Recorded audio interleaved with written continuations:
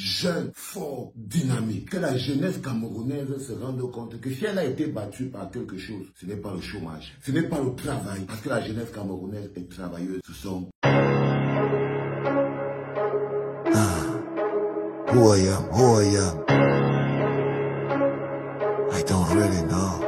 Bonjour les enfants, c'est papa. Bienvenue à la clinique. On dit qu'une image vaut 1000 mots. Cette photo représente la somme de tous nos malheurs. La somme des malheurs de plus de 28 millions de Camerounais. Cette photo qui met en lumière les 3 personnes qui ont réussi à prendre en otage un peuple jeune, fort, dynamique. Que la jeunesse camerounaise se rende compte que si elle a été battue par quelque chose, ce n'est pas le chômage, ce n'est pas le travail, parce que la jeunesse camerounaise est travailleuse. Ce sont ces 3 bonhommes. C'est le triangle de la complicité. Regardez-les bien les enfants. C'est-à-dire qu'ils ne sont pas les amis, ils ne sont pas les cousins, ils sont des complices. Le patron tient les 2 mains et chacun vient arrêter une main. Dans ce triangle, vous voyez la complicité, vous voyez la méchanceté. Ils s'en foutent, ils sont sourds aux plaintes des Camerounais. Vous pourriez parler du stade, des détournements. Le matériel technique et technologique qui se trouve ici est complètement rouillé. Le stade Olembe, qui au départ était un complexe sportif, est aujourd'hui une espèce en voie de disparition. Après avoir avalé tant de milliards qui ont atterri dans les poches des fêtards, qui eux-mêmes ont monté une équipe de vénards pour un résultat qu'on connaît aujourd'hui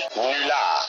Ce triangle, c'est le triangle de la sourdité, de la cruauté. C'est important pour vous à bien cerner ce qui se présente. Cette photo représente le passé, le présent, mais aussi malheureusement l'avenir du Cameroun. Si ces bonhommes ont réussi à tenir, parce qu'ils sont debout, c'est simplement parce que il faut que la jeunesse se vide de son énergie, de sa force pour maintenir ces 3 bonhommes en vie. Ils pompent les ressources du Cameroun. Par exemple, vous voyez un gars comme Pomba, il y a un avion médicalisé qui est garé à Yaoundé. Ça coûte les millions par jour. C'est l'argent du contribuable. C'est pour le maintenir seulement en vie. C'est seulement pour le maintenir en vie. Quand Niat est malade, on part dans l'argent du pétrole. Parce que pour qu'il reste en vie, il faut parfois vider tout son sang pour le remplacer par un autre. Donc il leur faut le sang de la jeunesse. Il faut qu'il pompe l'énergie de la jeunesse pour se maintenir en vie. C'est le triangle de la cruauté. Parce que quand vous voyez Pomba, il représente aussi le présent parce qu'il est là. Quand vous voyez Cavaillé, il représente le passé du Cameroun, mais il représente aussi le présent parce qu'il est là. Et ils ont le 3e qui lui est le passé, le présent, et en tant que président du Sénat, il est l'avenir de la jeunesse camerounaise. Les enfants, dans le décryptage toujours de cette photo légendaire, chacun devrait avoir cette photo chez lui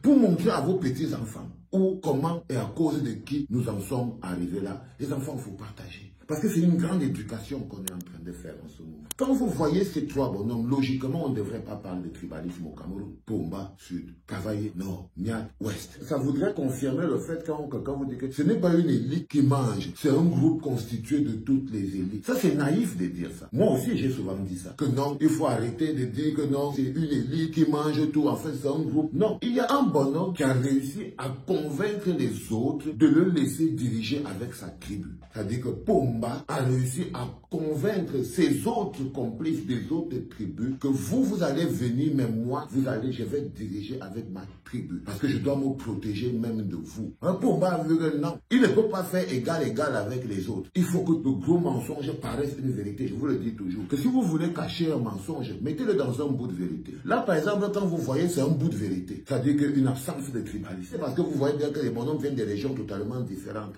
Mais le vrai mensonge, qui est la réalité d'un fait d'un tribalisme d'État institué, parce que le premier mécanisme de conservation de pouvoir, c'est de tribaliser l'État. Vous ne pouvez pas conserver le pouvoir si vous ne le gardez pas avec vos frères, vos soeurs, vos enfants. Sinon, la logique première ne marche pas. Vous pouvez utiliser les autres tribus, et là, quand vous voyez comment Pomba est placé, il vous démontre comment lui, il a utilisé les autres tribus.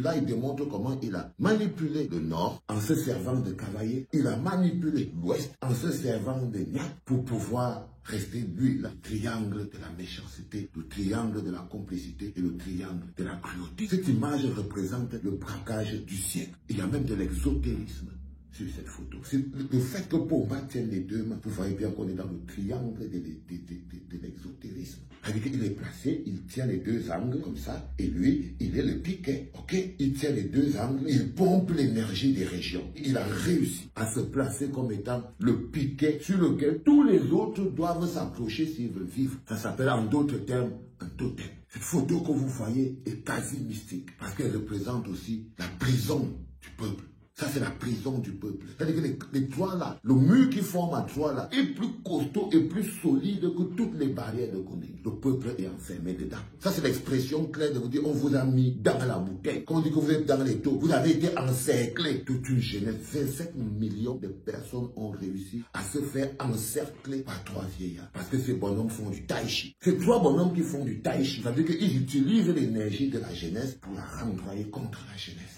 Le tai chi, c'est la capacité d'utiliser l'énergie de ton adversaire contre lui-même. Donc, il vient avec une dynamique et toi, tu l'utilises contre lui-même. Regardez quand vous vous levez pour dire quelque chose qui ne marche pas. Il y a toujours une poignée de jeunes qui se lèvent pour vous dire que vous ne respectez pas les vieux, que vous ne respectez pas les patriarches. Est-ce que vous êtes même sûr que vous allez atteindre? C'est le tai chi. Ils utilisent d'autres jeunes pour contrer l'énergie de la jeunesse. Par exemple, regardez un peu sur les plateaux de la télévision. Des nouveaux petits jeunes qui sont nés là pour venir défendre le RDPC, pour lutter pour ces vieux, pour maintenir ces vieux. Ça veut dire qu'ils utilisent la jeunesse contre la jeunesse. Eux-mêmes, ils n'ont plus la force. S'ils n'utilisaient pas tous ces jeunes qui sont devenus conseillers techniques, députés, ceux qui font les faux marchés fictifs, ces jeunes cadres dynamiques qui ont l'impression qu'ils ont sauvé leur vie au Cameroun, ces jeunes qui passent leur temps à coller leurs affiches, qui descendent en prière quand ils les voient venir, ces jeunes qui se placent le long des routes sous le soleil pour les entendre passer, ces jeunes qui dansent avec les t-shirts comme ça. Si jamais ils n'utilisaient pas tous ces jeunes, ils n'auraient pas le pouvoir sur la jeunesse.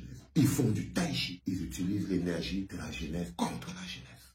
C'est un décryptage de cette photo qui m'a pris des semaines pour vous donner ce rendez-vous. Les enfants, vous partagez le grandement parce que ça c'est l'éducation psychologique et mentale. C'était papa.